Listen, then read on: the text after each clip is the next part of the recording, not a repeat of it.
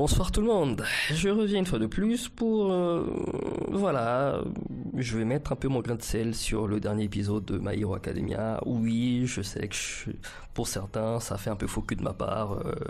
Arrête de faire le rabat-joie. Non, je ne suis pas rabat-joie, je donne mon point de vue parce que le problème, c'est que quand il y a une hype au niveau d'Internet, moi qui suis abonné à pas mal de pages des animés, tous et autres, et sachant que ça fait partie de mes centres d'intérêt, eh ben, disons que tous les réseaux sociaux, TikTok, Facebook, me cassent les couilles là-dessus. Je vois que ça partout. Donc face à ça, je pouvais pas rester sans réagir. Tout le monde en parle, c'est partout dans les réseaux sociaux. Ça m'a poussé à revoir l'anime parce que voilà, je suis quand même un fan de My Hero Academia de première date. Il est vrai que depuis une certaine saison, j'ai un peu perdu, comment dirais-je, la flamme pour cet animé parce que je trouvais que ça partait un peu vraiment en couille. Bon, pas vraiment en couille, mais c'était de moins en moins intéressant. Et quand j'ai aussi découvert ce qui s'est passé dans les scans, ça m'a de plus belle découragé. Mais bon, mais je vois beaucoup de gens s'exciter à cause du dernier épisode, je pense, sorti en date là, où tu as All Might en mode Armor, Iron Man, machin truc, qui affronte finalement All for One. J'ai vu l'épisode et allez, je me dis, si je suis juste un fan lambda de passage qui adore les belles fights et autres, franchement j'aurais kiffé. Mais bon, je pense qu'au niveau qualité de fight et action, on a vu mieux que My Hero Academia, faut qu'on se dise la vérité. My Hero Academia, c'est un peu comme les animations actuelles de One Piece où tu as le moins de mouvements qui sont certes fluides, mais tu as moins de mouvements, moins d'action de mouvement, mais beaucoup plus des effets pyrotechniques. C'est ça My Hero Academia depuis un certain moment. Tu as le personnage qui fait quelques mouvements fluides, et le reste, ce sont des effets d'explosion, machin truc autre. Rien n'est bon, bref. Donc t'as cette scène de fight de All Might et All for One, déception. Franchement, pour moi, c'est une déception. Après, oui, il y en a qui ont flashé dessus. Ouais, c'est cool. Oui, il y a une espèce de flashback de All Might en fait, où on parle un peu de son passé, voilà, comment il était autant déterminé que Midoriya à l'époque, sans pouvoir, mais comment dirais-je, rempli de soif de justice, ainsi de suite et autres.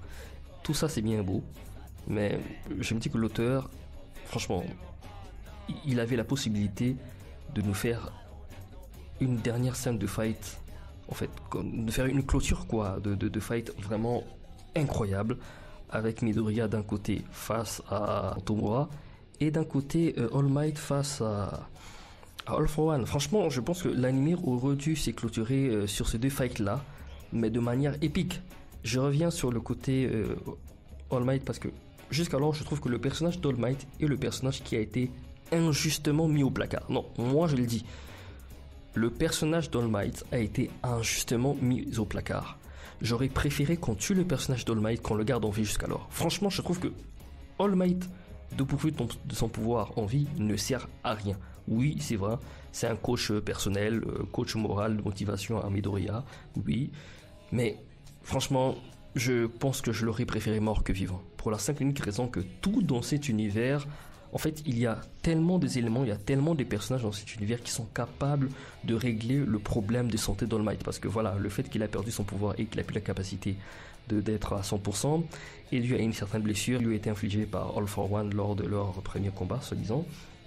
Seulement, on est dans un univers où tu as des personnages qui ont non seulement des capacités de guérison accélérées, tu as un autre personnage, tu as la vieille Mimi, celle qui fait du bisoutage là, celle qui donne des bisous aux héros pour les soigner, qui existe. Après oui, vous allez me dire que oui, mais ce n'est pas assez suffisant pour soigner All Might. D'accord, c'est un élément quand même à garder, mettez ça quelque part, ça compte.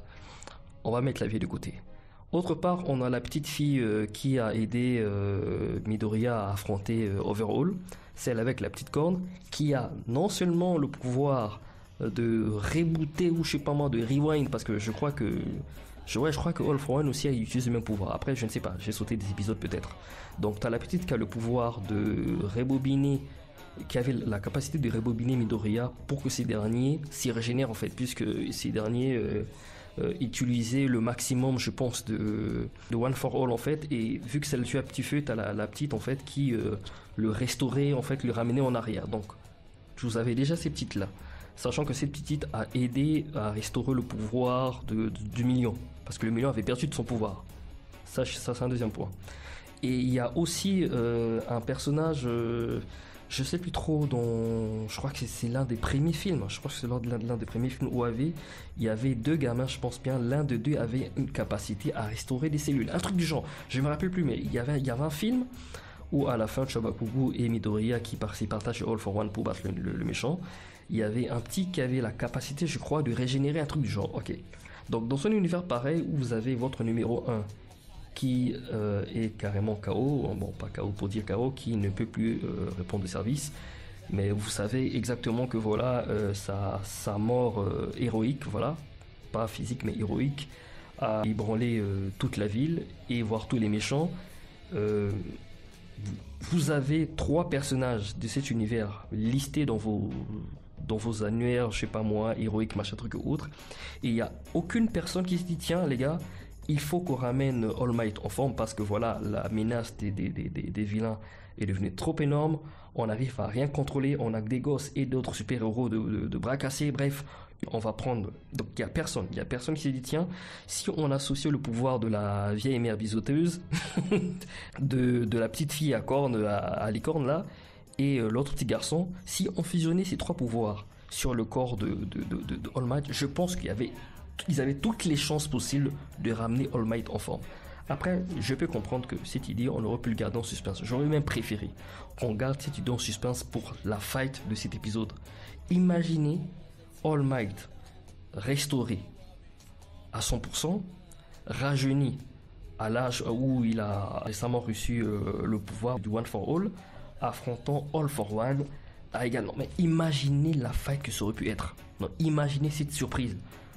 Que All Might arrive tout jeune avec le pouvoir du All for One, plutôt du One for All, face à All for One jeune. Non mais ça aurait été dingue. Franchement, je suis déçu. Je suis déçu de My Hero Academia. J'ai été depuis très longtemps. J'ai pas compris des mises en avant de personnages qui n'ont ni tête ni queue. Je parle même pas du combat de Chaco, machin truc, et la petite là. Franchement, ils ont donné beaucoup trop de valeur à cette gamine, alors que voilà, c'est comme mon pouvoir que je t'épique, je suis ton sang, voilà, je mets clown en toi, je récupère tes pouvoirs. Alors une fois de plus, je trouve que ces personnages auraient pu être un personnage très important sur l'arc de l'espion, parce qu'à un certain moment, on parlait d'un espion au niveau de l'autre là, de l'école UA, qui s'avérait être l'espèce de super-héros nombrilisateur, le français. Bon, je pense que l'auteur a voulu le mettre en avant, alors que franchement, on s'en fout vraiment de lui. J'aurais préféré même que ça soit la meuf qui a pris l'apparence d'un jeune lycéen de UA et qui jouait l'espion. Ça aurait été plus crédible. Oui, mais franchement, ces personnages, quand je la vois, je me dis, mais qu'est-ce qu'elles font encore là? Donc, il n'y a pas un personnage, un super-héros bien là pour le gérer. Bon, bref, désolé, je me suis un peu emporté, voilà. En tout cas, c'est comme ça que j'aurais voulu que ça se passe, hein. Après, ce n'est que mon avis. J'ai jeté un œil parce que voilà, tout le monde en parlait et j'ai essayé de voir, mais bon, écoutez, voir All Might finir en espèce d'Iron Man en pièces détachées comme ça, c'est triste, c'est vraiment triste. Donc, une fois de plus, écoutez, s'il y a des choses qui m'ont échappé dans l'univers, je vous invite à venir dans les commentaires m'expliquer, m'éclaircir un peu, parce que j'essaye, si je rage, c'est parce que j'ai perdu une certaine volonté à continuer à suivre ces animés, et je sais que quand je suis dans cet état d'esprit, il m'arrive carrément d'abandonner l'animé, et je compte sur vous dans les commentaires pour que vous me redonniez encore cette envie d'aller revoir. Peut-être qu'il y a des trucs qui m'ont échappé, ben écoutez, venez intervenir dans les commentaires, dites-moi ce que j'ai loupé, dites-moi que j'ai manqué, et ce que je ne sais pas. Peut-être que ça va me redonner une certaine envie de revoir l'animé et essayer de comprendre un peu la vision de l'auteur, parce que franchement, l'auteur m'a perdu depuis très longtemps. Déjà quand on m'a spoilé la fin de l'animé, je me suis dit ok, de toute façon j'ai vu le coup venir à des kilomètres. Mais je ne sais pas, je compte sur vous avec vos arguments, vos explications pour essayer de me remettre sur la bonne voie quoi. Allez, salut, je vous laisse.